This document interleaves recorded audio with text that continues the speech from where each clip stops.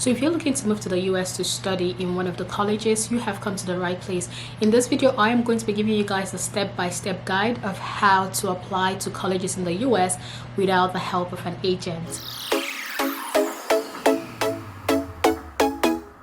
So if you guys see me looking down, I'm staring at my phone because I'm trying to make sure that I get all the points that I wrote down for you guys. So the first step you have to do is, before graduating secondary school, you should start making plans. Like, you shouldn't make plans literally when you're done, like with SS3. SS3 is the same as the 12th grade. That's not the time you should start making plans. You start making plans when you're in like your 10th grade on the schools that you're going to apply to in the US. And I know it might look like it's too early, but trust me, it is not early at all, because the thing is, the application process takes at least a year because of all the exams and everything you're gonna take. And apart from that too, not that I'm wishing anyone bad luck, but you might not get in your first try. Personally, I did not even get in my first try of applying to colleges in the US. So that is also something else you should have in mind. If you're like interested in reading all of these things that I'm going to talk about, you can go and check it in my blog. I am going to drop the link to my blog in the description, so you can be able to go and read this same thing that I'm talking to you guys about in the video. So the first step is to like start browsing for universities. So first of all, the US has about 4,300 accredited universities / colleges, right? There are so many universities in the US. Like, when I say 4,300, that's 4,300 universities. So there are sometimes people will be like, oh, what university is best for STEM? Or is Ashland University good? Is this one? And I'm just like, I don't know all the colleges in the US. Like, you actually have to go and do your research on those colleges and know if that college is good or not. So you have to start browsing the colleges that you want to go to. You have to start looking at like the ones that maybe take SAT, the ones that take ACT, the ones that like their cutoff, what their cutoff is for SAT. SAT right now is over 1,600. When I took SAT, was out of 2,400. So some schools might be like, oh, their cutoff is going to be 1,000 out of 1,600. So you have to check all of those things and be able to know if the schools you're interested in, say for instance you're interested in Ivy League, say for instance you want to go to Harvard.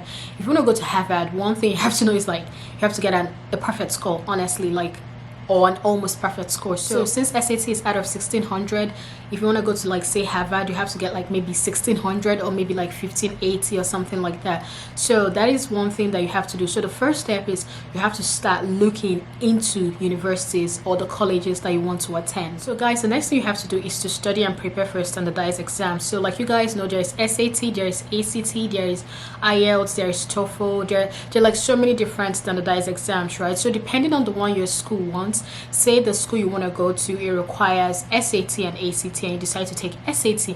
Now of course you have to study for SAT, because the thing is, SAT it checks like your comprehension skills, checks your writing skills, checks your math and quantitative skills. In a nutshell, it might look easy, but the thing is, the way the grading works for SAT, because I believe there is also negative marking, if I'm not mistaken, in SAT. So that's the thing, you have to actually really study for SAT. SAT is not something that you can just wake up and be like, oh, I'm going to go and write SAT today. No, you actually have to study for SAT to be able to pass it. And also there is like SAT 1 and there's the general SAT. So I believe SAT 1 is the one that concentrates on like a particular subject, and then the general SAT is like the normal one that everybody takes, which is like math and English, and also like the writing. So you have to go and really study for those exams, because trust me guys, it's really not easy at all. And also some of the books that you can use to study for SATs, like the Barron, the Kaplan, I believe College Board also has some of those books. Those were some of the books that I used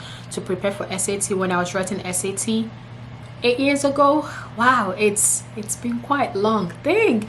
But yeah, those were some of the books that I used to study. If you guys want like the PDF versions of some of these books, I can be able to find them, and if I find them, just drop a comment and tell me if you guys like would be interested in having a PDF version of this book, and I'll be able to find them and also give you guys access to them. But yes, that is the thing guys, study for your SAT. Now the third step of course is, after studying for your SAT, you go and take your SAT. So when I talked about studying for your SAT, and I talked about the books like Kaplan and Barron and all of that, in Nigeria, I believe, like if you want to take SAT, the place that you register, like a lot of them will have these study materials, and they can loan it to you, or they can give it to you if you pay. You can buy from them, I think.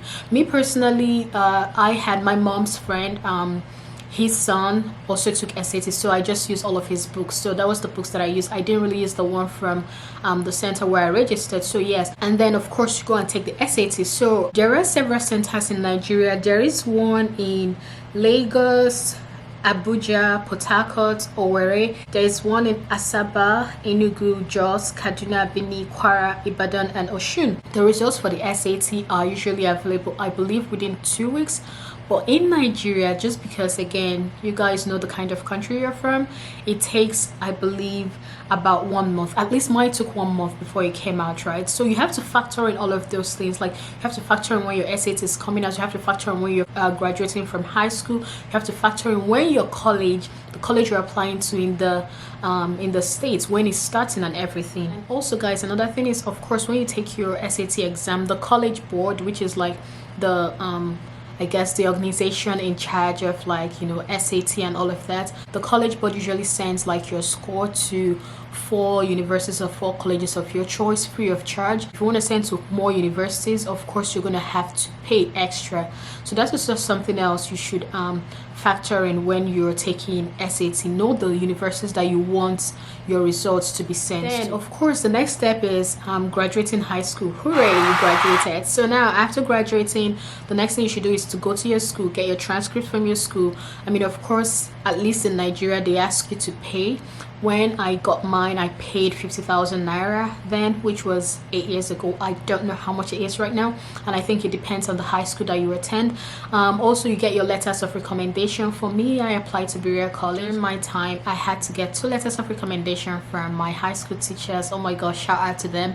One was my French professor, and he was so good to me. And then actually 2 of them were my French professors. One was like my French professor in SS1, the other one was my French professor in like from JS3, and also to us at different points. So like, yeah, shout out to 2 of them. They were really amazing professors. I feel like I want to say their names, but at the same time I'm like, I don't think they want their names out here in public. But yes, and then the other person was from my referent from my church at that time. So you have to look at the university you're applying to and get like the letters of recommendation and basically everything the university requires. Standard, a university will really require like your SAT or like any standardized exam, require like letters of recommendation, require like transcripts. So those are kind of like the standard things the college you're applying to in the US is going to require. So of course, after getting all of these things, applying to them, getting your SAT results and everything, and sending all of this to them, hopefully you pass and everything, and of course they give you admission. So when they give you admission, they then send something that is called your I-20, right? Your I-20 is kind of like an invitation. So you know when someone says, oh, they sent me IV from the US, the IV is like what you can use to go and apply to for your visa. So of course, after getting all of these documents and applying to your school and everything, your school sends you what is called an I-20, which again, like I said, is the IV, so which is what you can use to, you know, do your visa processing and everything. I don't believe you can pay service fee from Nigeria, if I'm not mistaken, because for me, I couldn't pay service fee from Nigeria. I remember then I and my brother, we had to travel to a different country to pay service fee. You can imagine, you have to travel to a different country to pay service fee because they don't allow you paying it from Nigeria, which I think is very sad. But then that's a story for another day. But yeah, after all of that, of course, the next thing is like you go for your visa application, and tada, that is it, guys. This is basically like the step-by-step process of applying to like colleges in the US. You do not need an agent. Me, I did mine when I was a teenager. I did not have an agent. I did everything by myself, so you don't need an agent. I'm not just the only one. I know a lot of my friends that did their processes without an agent. But anyway, if you feel that an agent is better for you, of course you go ahead and do it, you know, whatever works best for you. But yeah, that's it, guys. I hope this video helped you guys. Don't forget to like, subscribe, and share. And like I said, if you want to read all of these things that I talked about in its entirety, check out my blog. I am going to leave it in the description section. Join my Telegram group if you want, and I'll see you guys in another video.